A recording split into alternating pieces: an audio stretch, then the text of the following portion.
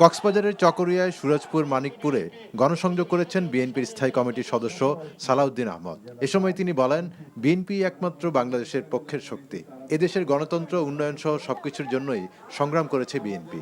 এদেশের উন্নয়ন, গণতন্ত্র, প্রগতির সবকিছুর জন্য বিএনপি আজীবন সংগ্রাম করে গিয়েছে। আপনারা প্রত্যেকেই আগামী 12 তারিখে ধানের শীষের পক্ষে সমর্থন দিবেন ইনশাআল্লাহ।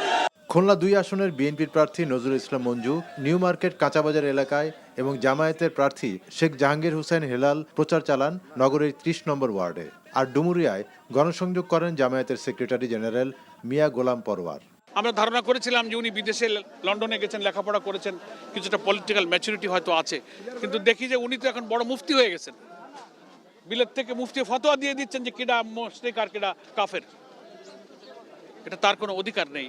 নাটোর 2 আসনের নলডাঙ্গায় বিএনপির প্রার্থী রুহুল কুদ্দুস তালুকদার দুলু এবং জামায়াতের প্রার্থী ইউনুস আলী গণসংযোগ করেন সিংড়ার জামতলী হাটে। লালমনিরহাট 3 আসনের শিবিরকুটিতে বিএনপির প্রার্থী আসাদুল হাবিব দুলু এবং লালমনিরহাট 2 আসনে প্রচার চালান বিএনপির প্রার্থী রোকনউদ্দিন বাবুল সহ অন্যরা।